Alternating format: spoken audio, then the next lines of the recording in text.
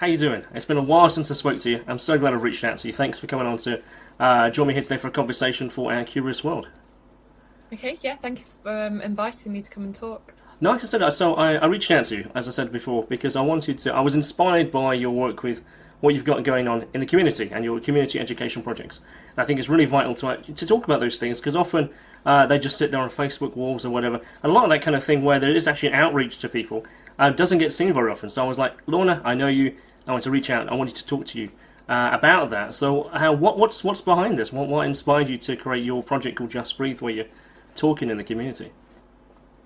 Okay, well, the Just Breathe workshops are the first stage of a business idea which I'm just launching, and the idea is to basically give people a chance to learn more about vocal health, and in particular breath and how the breath links to the voice.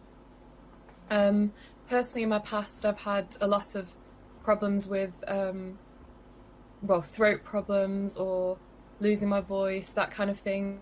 And I just went to see doctor after doctor, and half of them just didn't seem to know anything about the breathing system or the voice system, so they couldn't actually help me.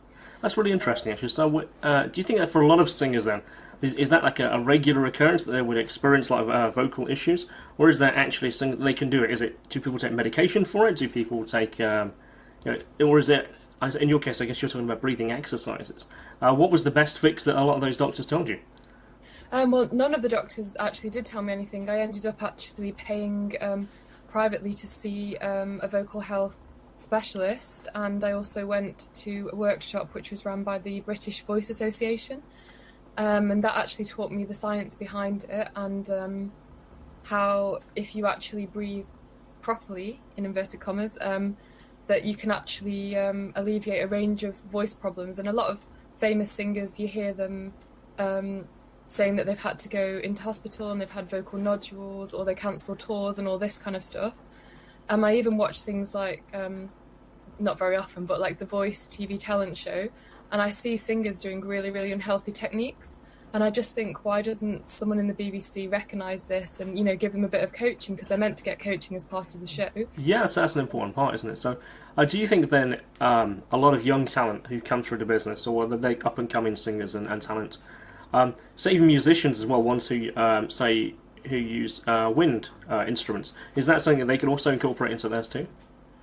Yeah, I mean, a lot of people who play clarinet and things like that, I think they get sometimes better training than singers, because some people I've met who said they've had singing lessons and they paid a lot of money for the singing lessons actually haven't been taught proper breathing technique. But people I've met who play flute or clarinet, if you ask them about diaphragmatic breathing or circular breathing, then they often know more about it than singers, which is quite ironic, really. It is. You know what? I'm getting a memory. I got a good friend called Darren Tyler. He was the guy I went to school with in my primary and secondary school, and he was in a brass band.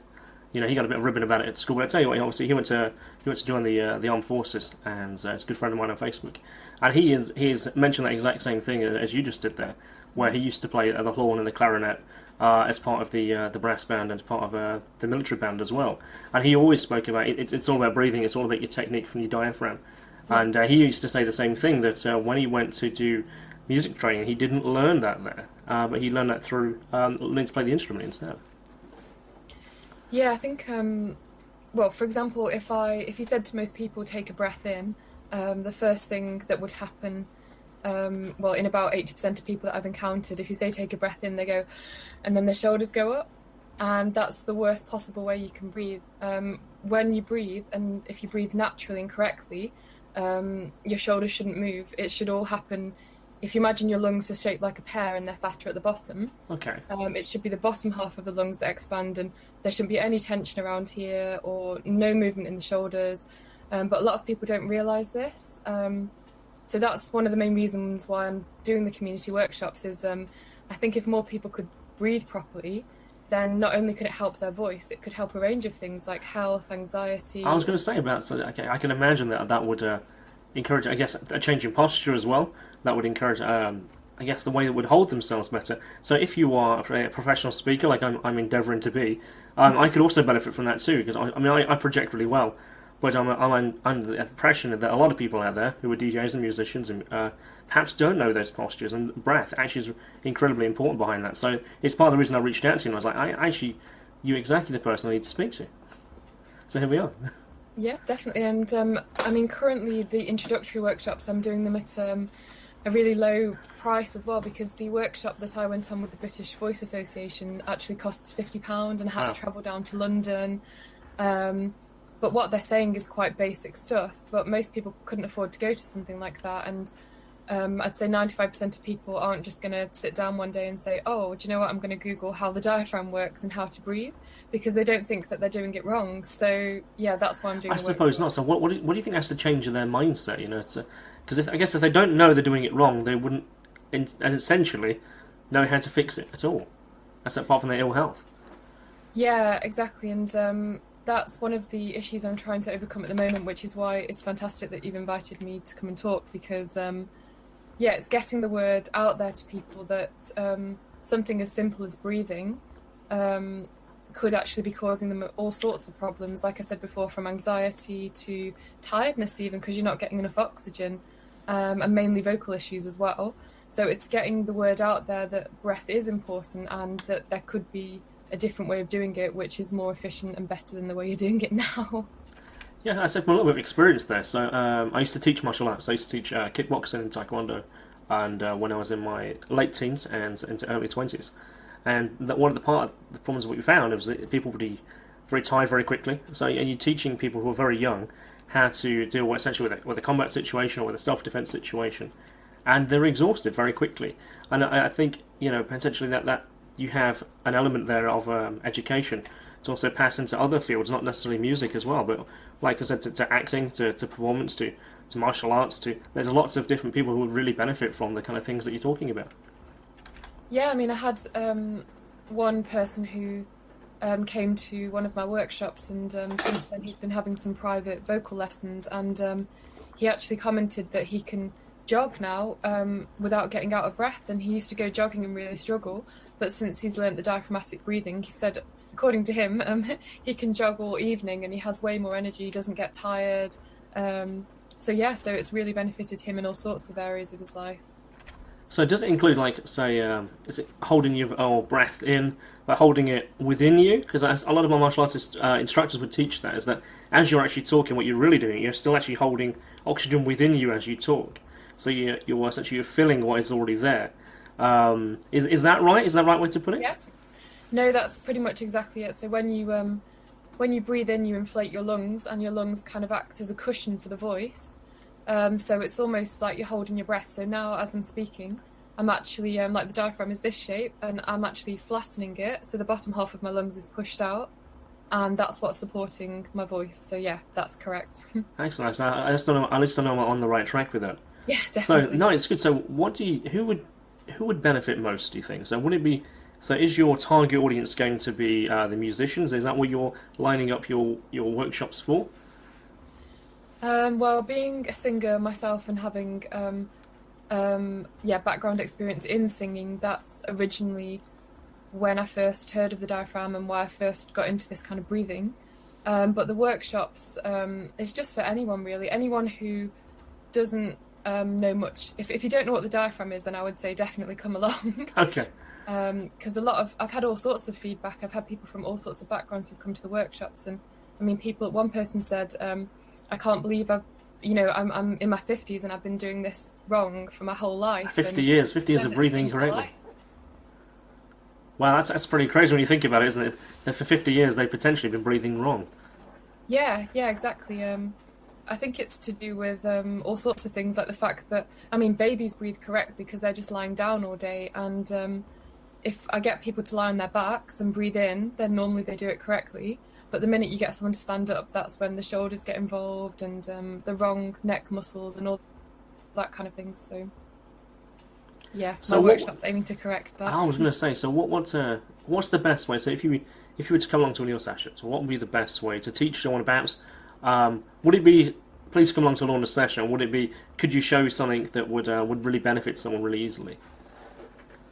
I guess the main thing is just the idea of breathing down. So something that people could try at home is if you lie on your back and you just gently place your hands just slightly above where the belly button is. Okay. And then as you breathe in, you should feel your hands, pushing forward with the breath. And then stand up and try to recreate that and see how difficult you find it. Because the minute your shoulders start moving, that's when you need to lie back down again, really focus on how it feels, and then stand up again. What causes in the workshops we do some other activities and exercises that can help. What causes the shoulders to actually rise then? I mean, 'cause if it's not part of the actual breathing mechanism, what would cause a person to breathe in and actually raise their shoulders? It's to do with shallow breathing. So obviously the top half of the lungs are thinner, but most people breathe up here. So as you breathe into the top half of the lungs, because they're so small, there isn't enough space. But then the body's trying to make space, so then everything around it also tries to lift upwards and outwards. Okay. Whereas if you're breathing into the bottom half of the lungs, which is the bigger bit, then nothing's going to move up here. Okay, I think I can imagine that mentally in my head. That resonates with what I kind of already know and feel. But you know, I think I'm actually going to give that a try after I've had a conversation with you. But that's pretty amazing. How if you are, again, I'm just thinking of my conversation with Darren when he's telling me. He says that your lungs almost would change shape slightly as you do deeper breathing. Actually, they allow themselves to contain much more air. Now, he's told me also that he does a lot of swimming, and that incredibly helped him a lot with doing like diving and so on. Yeah, definitely. I think I've actually recommended to some of my singing students when I teach singing lessons as well that they take up swimming or jogging, because any kind of exercise is going to help increase your lung capacity. But if you've spent years breathing into the top bit of your lungs, then the bottom bit of your lungs, probably the muscles are quite constricted. So initially when people learn to use those muscles, they say it feels a massive strain, and sometimes people are actually shaking. Oh, really? But that's normal. It's the same as if you tried to do a press up and your arms were shaking. It's just because you've not used the muscle. Oh, is it because you're using essentially your muscles in a different way that hasn't been done before, and your body's going, "What is going on here?" Yeah, exactly. But that doesn't mean don't do it, because if your arms shake when you do a press up, that doesn't mean you should just give up doing press ups. No, you should carry on. That's sometimes the best part to work through. So you talked about like yourself as a singer. Well, what got you into singing? Was that a family thing, or was that something you were led into? I think music's always been quite an important thing for me.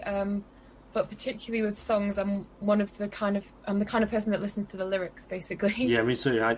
Music today, I guess, is a point we could talk about, because obviously you know where I work, but I hear the same music with the same kind of simple rhythms, a very, very basic understanding of lyrics and words, but they're really catchy because they're so simple to pick up.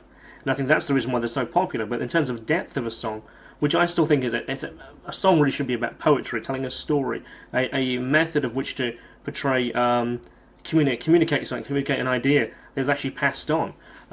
But music today appears to be very, very simple, very base level.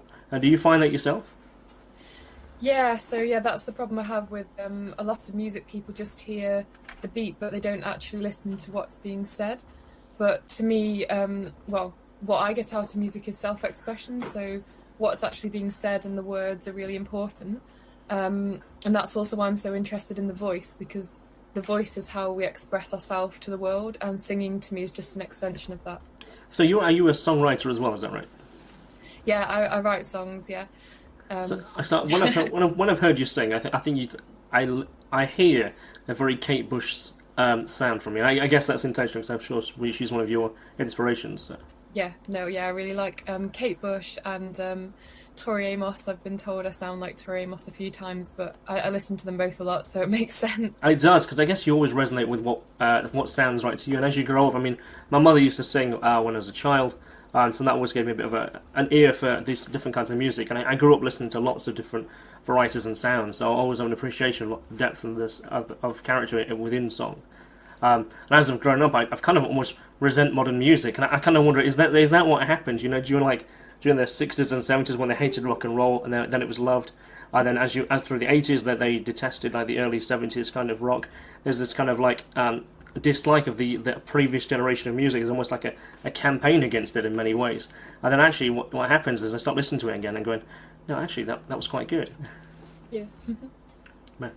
So what's your music like going forward? Then are you going to continue to be a singer with your the style? Are you putting out singles and EPs and so on? Well, I've actually recently formed a band, but Oh, excellent. we don't really have a name at the moment. I think the unofficial name is for some reason Poole Music because my name's Lorna Poole, and so one of the band members just called it Poole Music, but it's not going to be called that in the future. Yeah, it kind of reminds me a bit of Bon Jovi. You know how the whole band's named after him, so therefore if anyone else leaves, no one knows. So yeah, get a name that actually is more encompassing, I guess. Yeah, we definitely want a name. We just haven't thought of one, and yeah, I haven't really put any of my music online for quite a while, and part of the reason for me choosing not to do that was because I actually did get quite bad throat problems. That was quite a few years ago, but that was around the time when I had to see the throat specialist and everything like that, and I had pretty much chronic laryngitis because my larynx was just irritated all the time, and the reason for that was because I wasn't using my diaphragm properly. I thought I was because I'd had singing lessons and stuff, but yeah, I actually wasn't. What speaks to me there a little bit is that you hear a lot of people who have like tonsillitis a lot, and I kind of wonder if that might tie into that quite strongly. Is people aren't perhaps breathing properly and then perhaps resonating through the wrong parts or whatever, if that's possible. Yeah, I mean, yeah, with me it was laryngitis, which is the larynx, but laryngitis, you can get that from dust allergies, exposure to smoke, certain chemicals. It's very much respiratory. But if your voice is very breathy, and if you're using the wrong muscles here, and you're like half the time, then especially I worry for breathy singers because now I recognise what that does to your vocal cords and stuff, and yeah, it's not a good idea. So I've kind of taken a few years out, built my voice up again, and yeah, when I release the new demos, it'll be interesting to see what you think of them because I've shown a very rough recording to a friend, and she said, "Oh, you sound completely different." So... I was going to say, have you had the opportunity to perhaps listen to some of your older music now and go, "Wow, that's so different. That's not how I sound at all today."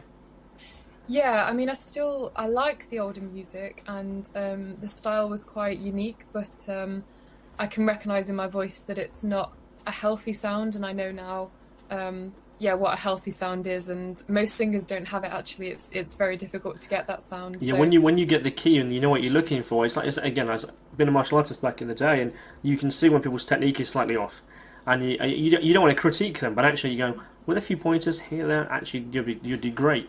And it's the same with the presenting, it's the same with speaking, it's where how presentations come across. It literally is that those little details will make a huge difference to the outcome. So I guess I really resonate with what you're saying there. Yeah, definitely, yeah. So your classes then, so Just Breathe, so you've been running it now for how long? It's probably been about 3 months now, okay. Maybe 4. So I've been trying to run them just initially just 1 month, just to see what the interest was, and it was kind of interesting to me whether the same people would come back, and I have found that I do have some core people who come back every month and they're really dedicated, but then I also have a turnover of new people who just come once and then they get what they need and then they don't need to. I was going to say, well, I wonder if there's an interesting turnover where people who actually it clicks with them straight away. It's not that they don't want to come back, it's just like I've learned everything I need and now I can flourish and do what I need to do, but I'll come and say thanks. So I kind of wonder, would there be a rapid turnover of lots of new people, particularly if what you're teaching is very, very simple and very good and very structured, that they can instantly recognise in themselves the change that they've made and then going, I've learned that now, that's my lessons done, I can move on. And I guess you would find people who are, they're trying to get it perfect. Yeah, pretty much, yeah. So how long are you? So you've run it for 4 months now. So what's the kind of popularity? What's the kind of feedback you're getting? I've had some really great feedback actually. Yeah, I had one person who said that she actually sent me an email after the workshop, and her partner, her husband, had said, "Oh wow, your voice sounds completely different. You sound really assertive now." So. Well, I think that word assertive is actually, it comes from confidence, doesn't it? And confidence actually comes from how you present yourself. So you've got an opportunity there with business, with with those who make it part of their job to actually speak out and speak loudly and speak clearly. And assertiveness is a prime seller. I guess perhaps there's an opportunity there to actually approach businesses and go, are you guys assertive yet, or are you just sellers? Are you just doing little things that here's this little tweaks you can do? So actually, that you've got a lot of opportunity to spread out and actually to teach lots of different people this. Yeah, definitely. I mean, so other positive feedback I had, one person say, she said, "Oh, I feel like I've just had a shoulder massage because as you breathe properly with the diaphragm, it actually unlocks tension in your shoulders and neck. So it's also good for relaxation." But yeah, in terms of businesses, I recently went to a business networking event, and each person had to stand up and say a bit about the business. And it was quite a big room, but most people weren't projecting their voices properly, or a couple of people, I could see the muscles in their neck going, oh, as they tried to shout across the hall. And so I think in all kinds of business, it'd be really useful if you knew how to speak in an effective way. Yeah, because it's not about just it's about your poise as well. If your stance is correct and the way you project is much clearer, that'll make a huge difference to a lot of people. Mm-hmm. Yeah, we do quite a few postural exercises, and we always start off every workshop with stretching, and it's a bit like yoga or like exercise warm-ups. We do a lot of stretching and that kind of thing. I've taken up yoga over the last year or so, and it bugs me, right? So with yogic practices and with yoga positions, and I'm doing with that dynamic resistance. So it's called the DDPY system. It's really good. But I never seem to be able to find that half an hour to put down and actually dedicate myself to doing it. Yet when I do it, I come away from it feeling absolutely fantastic. Yeah. And I keep kicking myself that I don't do it enough. Mm-hmm. So are you doing kind of yogic practices with your breathing? Is that right? Yeah, so the breathing that I do in the workshops is quite a few people who come actually say, oh, this is what we do in yoga. But a lot of them say, oh, this is what we do in yoga. But I didn't really understand it until now, because the teachers say stuff like breathe into your belly and all that kind of stuff, and obviously you can't breathe into your stomach, so no, so I guess you're pulling down, aren't you? Or they'll just say breathe out or push down, and they use all these vague terms. So yeah, I think it is definitely linked. But my workshop really explains the science behind it and goes into a lot more detail so that people can completely understand what they're meant to be doing. Because sort of from a health perspective, and that is it's fantastic, really, to hear how people can make that change to themselves and the effect it would have on, if you can imagine like a network system. I'm learning something and I pass it on, and this is how we did it, and you can have quite a rollover of a lot of successes here. Yeah, definitely, and I was thinking. It would be also good maybe to do a children's version, because I always hear children screaming, and I used to teach at a primary school. I taught music lessons there for a while, and some of the way the children were just like screaming or using their voices, or what always gets me is when they put on a school concert and the teachers say sing up and then the children just shout. That's really bad. Yeah, I was in primary school. I was always the one who wanted to perform, but I always found myself in a kind of minor role. And then, like in year 5, I got to play Danny in Greece, and I got a lot out of that. Not because the production was great, it's just I felt like I was in the right position I should have been, and I felt really good in that, and I really wanted to take that as a role. But life took me in 1,000 different directions. I didn't quite get to go down the performance line. I think perhaps I should have done. Oh, there's still time. There really is actually. There really is still time to do these things. I might go join an Amdram group, which many friends of mine appear to be that way, so we'll go down the amateur dramatics line. Yeah. Man, so that's been pretty awesome actually today. I'm really good actually to get in contact with you again. So how often are your classes run? You say they're on a monthly basis, so if they wanted to find out more about your classes, what's the best way that people can find out more about them? Well, at the moment the classes run on every first Thursday of the month. And the venue is Ugly Bread Bakery, which is Nottingham City Centre. But there's 2 of them now. There is 2 now, isn't there? I was going to say, which one is it? I'm thinking mentally it's the one near opposite the Sainsbury's. The one... No, it's the other one. There's a new one now, which is Market Street, and it's opposite It's called Revolution de Cuba. I've never been there, but it's the Cuban. I actually was there last Monday. Okay. Yeah, Revolution de Cuba. It's a Cuban restaurant, DJ bar. Actually, I went in there because my friend is a DJ, he's a music producer, and it was his a leaving party for one of his friends. And actually, he's a music producer. He has a kind of lot of the same line of thoughts as you do about how to network, how to communicate, how to project, how to understand the music industry and stuff. And he's kind of in that kind of ground position that you are. So I can see that kind of kindred spirit what you're saying with him. So yeah, that's the place right opposite. So. Yeah, and then at the moment we just do an hour because originally I started off with 2 hours, but it's actually quite exhausting if you're not used to it, and people are getting really, really tired. And then I dropped down to an hour and a half, and I was still having people after an hour say, I mean, it's weird because they said they felt more energized, but because the breathing exercises and the stretches are quite physical, people just fed back to me that an hour was enough. So what we do now is we do 11 till 12 doing all the breathing activities and the stretches and that kind of thing.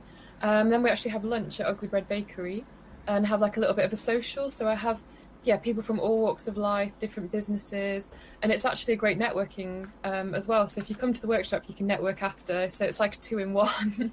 Dude, that is fantastic. It really is.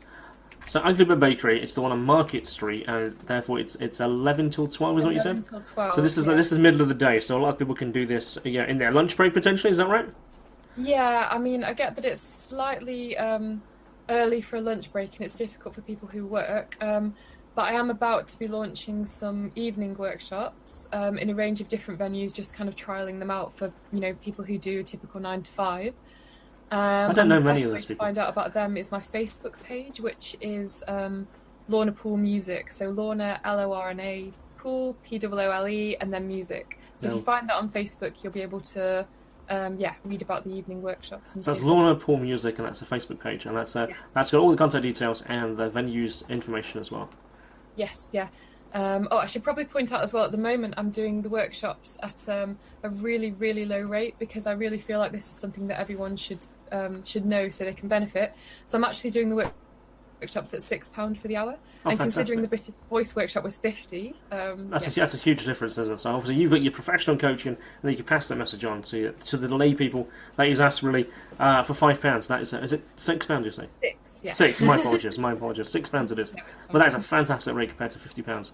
And how can you go wrong with that? Particularly if you get something out of it, and personal networking as well. So I'm going to hope to come along as quick as I can, as soon as I can, because I know you invited me last week. My work shift on a Thursday, I'm usually working from like 10 till 10, which is a horrible shift. Maybe one of the evenings. However, I do have next week coming up off the week from the October the 19th through the 26th. So I'm going to make sure I come down and enjoy your and give you feedback on that. So that should be fantastic. Great, thanks. So Lorna, we should draw this conversation here to a close. But thank you very much for taking the time out to join me here today. Curious World is an interesting podcast, and my aim really with it is much like yourself, is to communicate ideas, thoughts, inspiration, talk to a lot of different people I know and the people beyond that, to have interesting discussion, and actually to go away with something that you can be inspired by. So thank you very much, and I really appreciate you taking the time to come here today. But yeah, thanks for inviting me on. It's been really great to chat with you. Thank you. Awesome. Thank you very much. Thank you very much for taking the time out to join me here today. I really do appreciate it. But if I could just ask one more thing of you. You could just press like, dislike, leave a comment, or press subscribe. You could do any on all of those things. But it allows me to know whether I'm producing the kind of content that you want to listen to. I do produce a variety of content, especially on YouTube and out into the world of social media. So please, if you would, thank you very much. I'm Kristian Lander. Until next time.